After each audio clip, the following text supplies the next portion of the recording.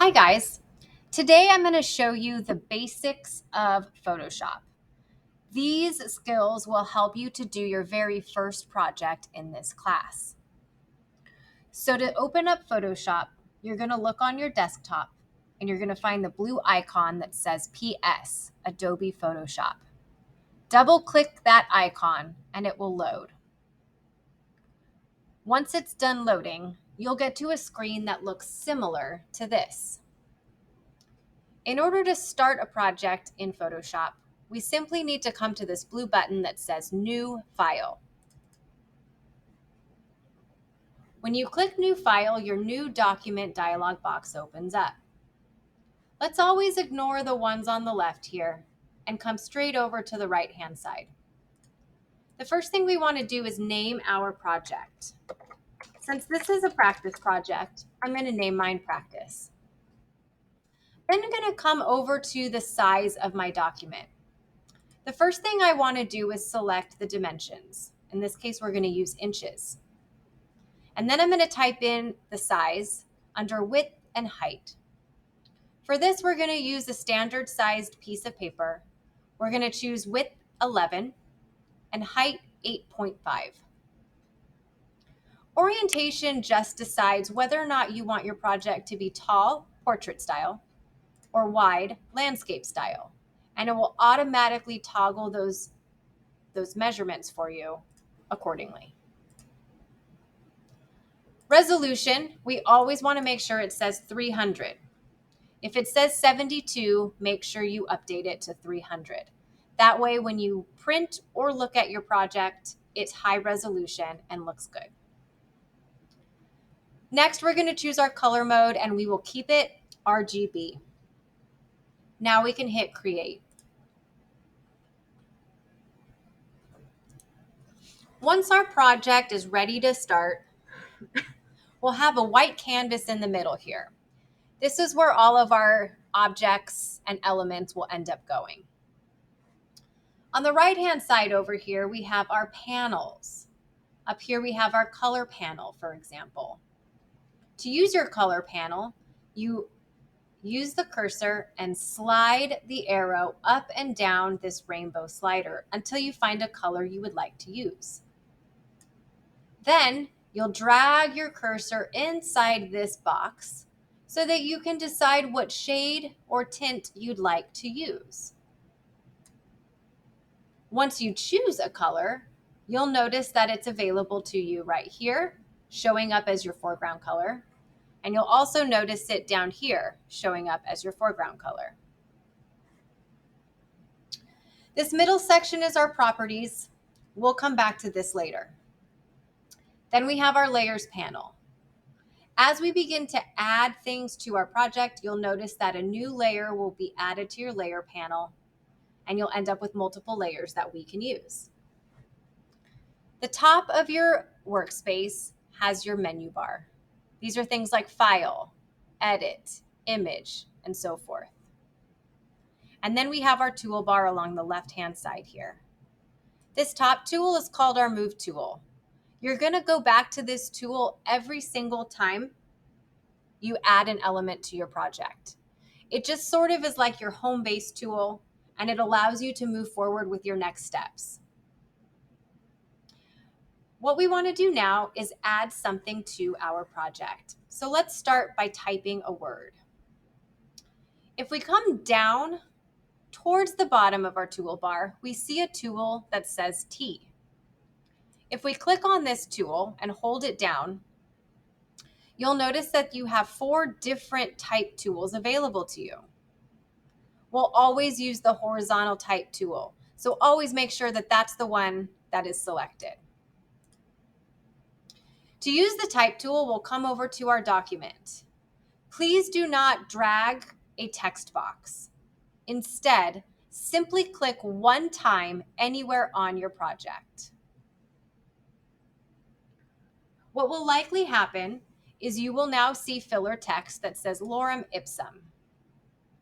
If you click on it, you can highlight it, and this will allow you to change your text to a different word.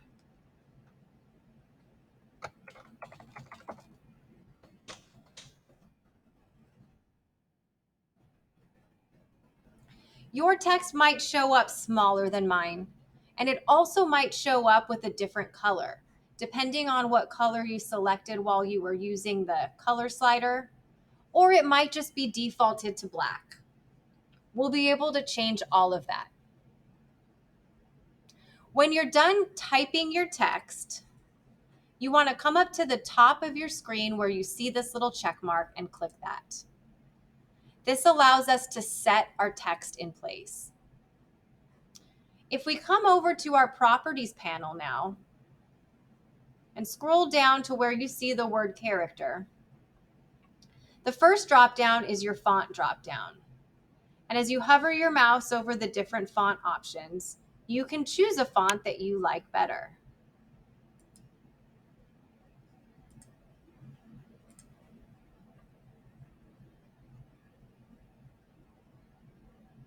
When you're happy with the font you've chosen, make sure you click on it and it will set your text to the new font. Below that, you'll see something that has a number next to it. Mine says 36 PT or 36 point. Yours might say 12. You can use this drop down initially to increase or decrease the size of your text so it's something you can see. And then you can come to the color swatch, click on it, and again you see your color picker. And if you'd like to change the color of your text at this point, you can. Make sure to click OK when you're done. These are all available to you on your option bar at the top. The option bar will appear when you select a tool from the toolbar, giving you edit options for whatever that tool is. So if you were to click on the swatch up here, you could change the color up here as well. You could also change your font. You could also change the size. But another way to resize an element, whether it's text or something that we add in the future, is to first come up to our Move tool and then hit Control T on your keyboard. The Control button is the bottom left button on your keyboard. Control and T will give you your transformation box. You can drag out from a corner to make it bigger. You can drag out from the center to make it bigger, but it will make it bigger from the center out. Or you can drag in to make it smaller. You can also hover your mouse over one of the corners until your cursor turns into this half circle and click and drag, allowing you to rotate your text. If at any point you do something and you don't like it, you can hit Control Z to undo, Control Z as in zebra to undo. And when you're done with the transformation of your text size, when you're done resizing, come up to the check mark and click it. Make sure you're in the Move tool still. And now you can actually move that text anywhere on your project. The next thing I'm going to do is add a shape. So I'm going to come back over to my toolbar and I'm going to scroll down.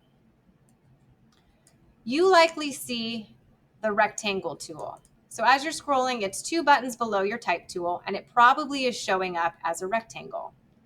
If you click and hold that button down for a second, you'll see that there's other shapes that you can choose from. So I'm going to choose ellipse, which is a fancy name for circle. To draw a shape, you simply click and drag your cursor, and you'll notice there's a little outline that will follow your cursor. And when you're pretty much happy with the size of the shape you've drawn out, you can let go, and it will place the shape on your project. Whatever color was the last color we used, whatever color was your foreground color, that's the color it's going to fill your shape with. But we can change this. We can change it in 2 places. We can scroll down in our properties panel to where we see the word appearance, and we'll see some edit options over here. Or you can come to the top option bar up here and you'll see the same options. The fill color is the color that you will see inside your shape. This first little icon right here indicates that you don't want any color in your shape.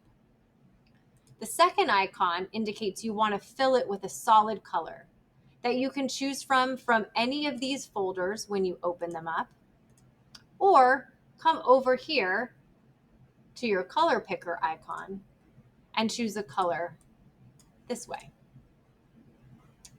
When you choose a color, it will change it in the fill swatch box as well as on your shape. Then you come down to the swatch that says stroke. This is a fancy name for border or outline. You click on it and you have the same options. You can choose to not have a border. You can choose to have a solid color border. And these other two for both fill and stroke indicate gradient and pattern. I'm going to choose no stroke. But if I did decide to have a stroke and I kept it black, for example, I would come down below the stroke and choose the drop down for the slider.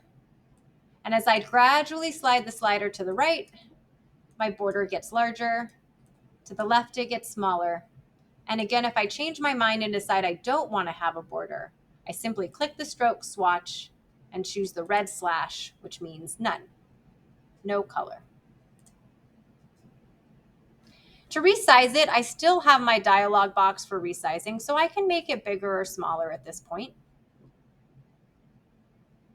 And when I'm done, I'm going to come to the Move tool and click on it. And now my resize dialog box disappears, but I can move my text and I can move my shape somewhere else on my project. Right now, you notice that I moved the shape on top of my text and it's hiding the word sample. If I would like to bring this shape behind my text, I need to come over to my layer panel. You'll notice you now have 3 layers: your text layer, your shape layer, and the original background layer, which is locked at the bottom. To move a layer below another layer, you come to the layer panel, click, hold, and drag that layer, and then drop it below the layer or layers that you want to move it behind. Similarly, if I wanted to bring the circle on top of my text, I would drag it up. And when I see these turquoise lines, I know I'm able to drop it into place. That's how you rearrange the order of your layers. The layers that are at the top show in the front. The layers that are towards the bottom show in the back.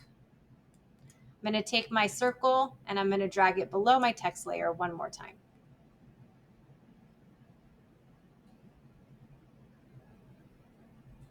Now I'm going to use the internet to find an image to place inside my project.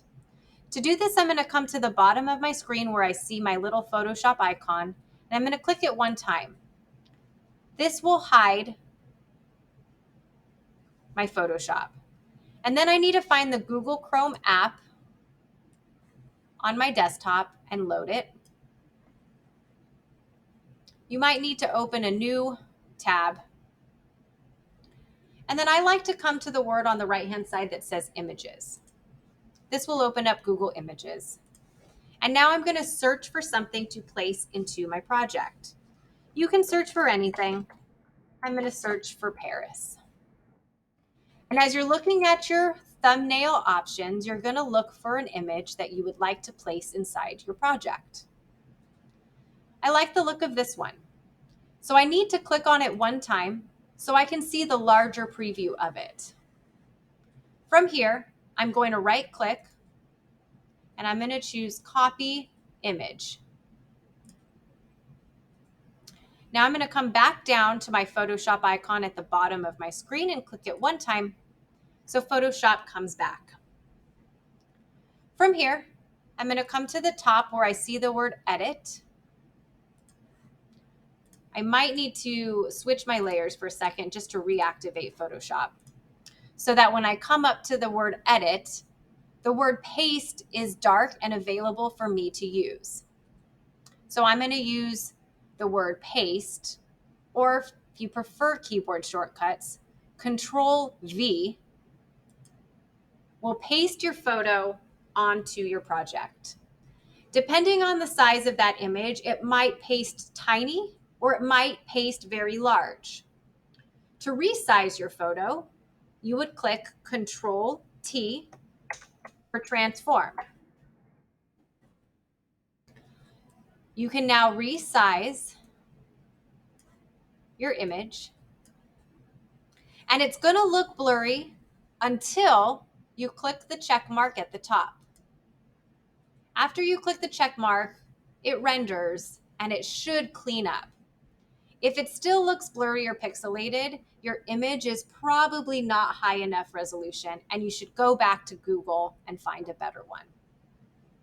I would like to put this image behind my text and behind my circle. So in my layer panel, I'm just going to drag it downward. If you want to edit something that you currently have in your project, you're going to need to choose the layer you want to edit.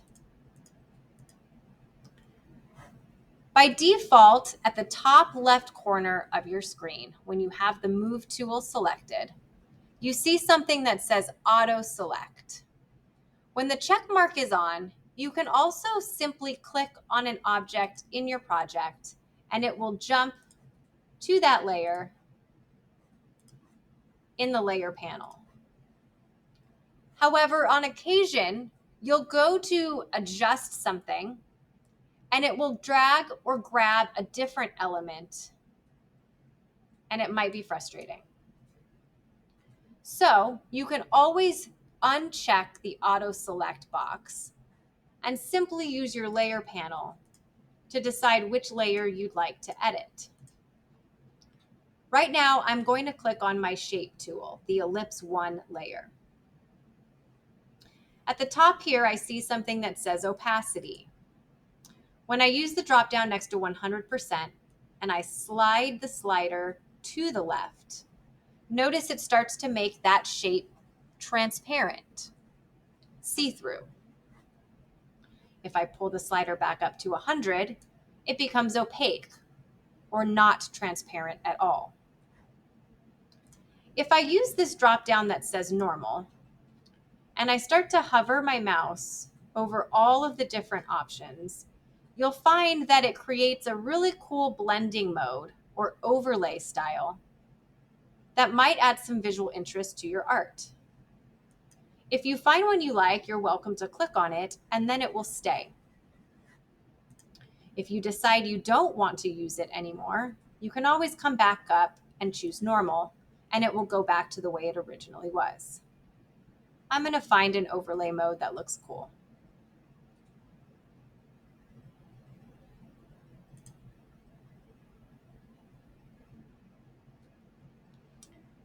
The next thing I'm going to do is come and select my text layer. Next to the word, sample text in my case, you have some empty gray space. If you were to double click on the word sample text, it would actually just allow you to retype something in that space, to rename that layer. However, if you come to the empty gray space right here and double click the layer, it opens up your layer style dialog box, another word for effects. From this white bar at the top of your layer style dialog box, you can actually move your layer style box somewhere on your project that doesn't overlap the layer you want to add effects to. So I'm going to drag mine below sample text because sample text is the layer I want to add effects to. To begin adding effects, you need to come to the layer of the effect that you want to apply.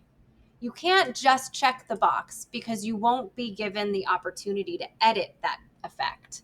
You actually need to click on the words. So I'm clicking on bevel and emboss, which basically means 3D. By default, you should be set to inner bevel, and if you're not, you can use the drop down and choose it. Then you want to use the sliders gradually, slowly, depth, size, and softness until your text or shape has the 3D effect that you want to keep. I also sometimes like to use drop shadow. Remember, click the layer, not just the box. This will give you the option to edit the effect. For now, because it's a shadow, I'm going to leave my color shadow black, and I'm going to leave my blend mode set to multiply. But I can make that shadow darker or lighter by sliding the slider on opacity. This sundial will determine where your light source is coming from and where the drop shadow will fall. Distance will tell you how far away from your object or text that shadow is going to fall. Spread is how far away from the center point it will bleed, and size is how feathered it gets. Another fun one is outer glow. By default, yours is probably set to white, but I'll oftentimes come in and select an alternating color. And again, I'll play with the sliders for opacity. Noise is going to make it look speckled. And then maybe I'll play with the spread slider and the size slider. And when I'm happy with the effects that I've chosen, I'll click OK. When I look over at my layer panel now, I see my layer, and I know it has effects applied to it because there's a little icon now that says effects. And below the layer, it's showing me all of the effects. These little eyeballs next to your layers and next to the visible effects simply allow you to hide or reveal the layer itself, or in this case, any of the effects you've decided to try. This is helpful because sometimes you'll add something to a project that you only want to have temporarily, or maybe you want to try 2 different options. Instead of deleting a layer, simply hide it, and if you decide you want to bring it back, simply click the eyeball back on. The eyeball is basically revealing because it can see it, or hiding because it's closing the eye. The next thing we're going to do is add paintbrush strokes. But before we do this, we need to add a new empty layer. Next to the trash can icon on your layer panel, there's a plus sign. We want to click that one time, and this will add a new layer for us. Everything else we've added, the layer has been automatically added for us. But in order to use the paintbrush tool, we need to create a layer first. Now we're going to come over to our toolbar, and the tool directly below the Band-Aid is our brush tool. And when I click and hold it down, I'll see that there's a few other options hiding, but we always want to use the regular brush tool. So make sure that's the one that's selected. Please note that there's another tool that looks similar to the brush tool, but it has an arrow around it. This is not the brush tool. It will not paint. So always make sure you're in the correct brush tool. The next thing we want to do is select a color from either the color panel or by clicking our foreground color on our toolbar, and choose a color to paint with, and click OK. Now we're going to come up to the top where you see a drop down.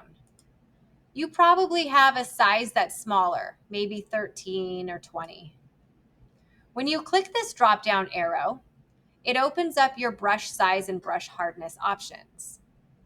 By dragging the slider to the right, it will make your brush diameter bigger.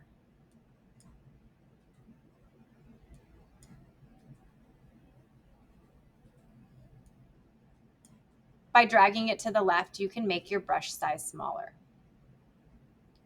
The hardness slider indicates whether or not your brush is going to look like a spray paint brush or a traditional paint brush.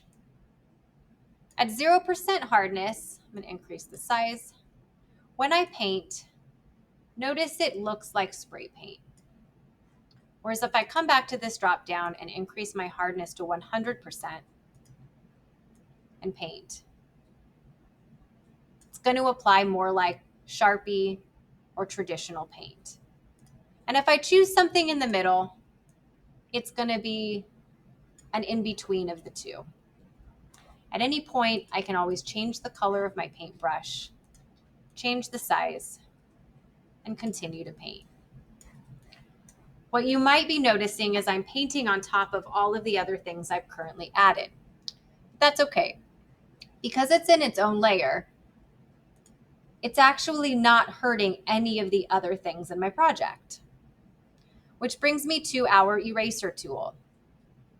If we scroll down to the tool that looks like a pink eraser, hold it down, you'll see that we have our eraser tool. This works the same way as our paintbrush. You can change the size of your brush and the hardness.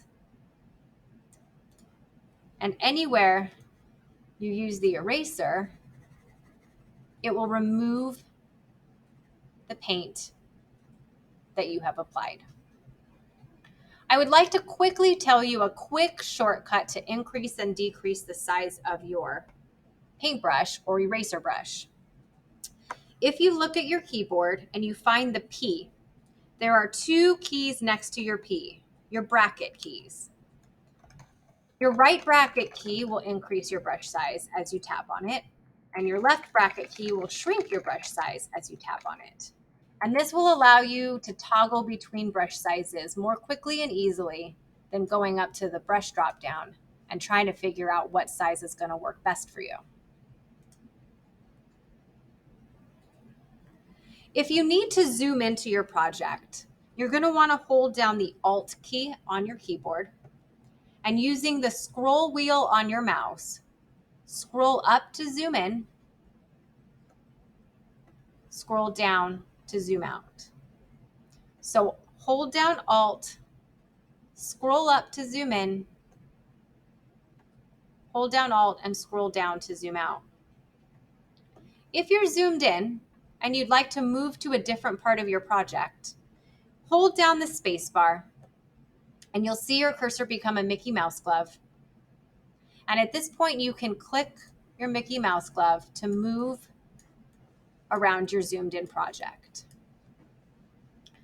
To get your project back into the center of your screen, come up to the top where it says View and choose Fit on Screen. Or if you can remember the keyboard shortcut Control-0, that will work too. The last thing I want to show you how to do is add a gradient or a color fill. Let's go ahead and add another new empty layer by coming to the bottom and clicking on our plus sign. Now we have another new empty layer. Directly below our eraser, we see our gradient tool. When we hold it down, we have gradient and paint bucket. Paint bucket will fill a layer with a solid color. Gradient tool will fill it with a cool gradient. When you select your gradient tool, come up to the top where you see your option bar. This dropdown is going to offer you several different folders. If you click the little arrows next to those folder names, it will open up and you'll see all of your preset gradient options. When you find one you'd like to use, click the gradient, then come over to your project and simply drag your mouse outward in any direction and watch the gradient apply. The shorter your line, the tighter the gradient.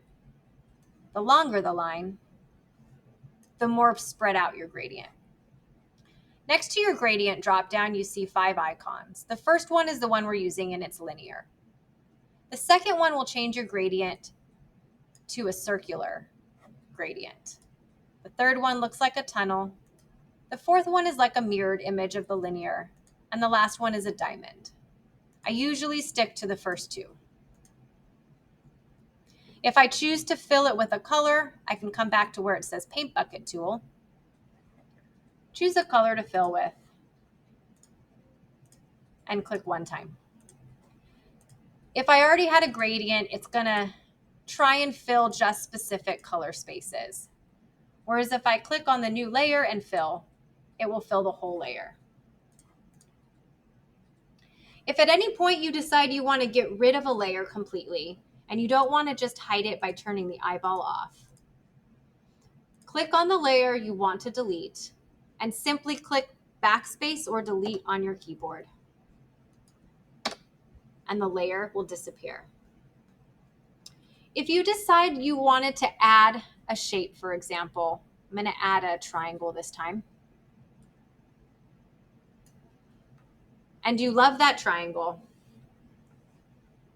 you hold down Alt. Actually, first click on your Move tool so that it sets your shape. Now hold down the Alt key on your keyboard and drag that object over, and you can make a duplicate. You can also right-click that layer and choose Duplicate Layer and click OK. And it will make a duplicate that hides directly behind the current object. So with your Move tool selected, you can find that duplicate and move it somewhere else. Again, to delete, simply select the layer you want to delete and choose Delete or Backspace on your keyboard. Lastly, there are cool custom shapes. Click on Custom Shape, and at the top, you'll see there's a drop-down that gives you some presets like wild animals or leaf trees. If we come up to the Window drop-down, scroll down to where you see the word Shapes. It's alphabetical. Your shapes drop out or pop out will come available to you. If you use the little pancake stack icon and scroll down to where you see Legacy Shapes and More and click on it, it will give you extra cool shapes you can use. These are just folders within folders of lots of different shapes that you can use.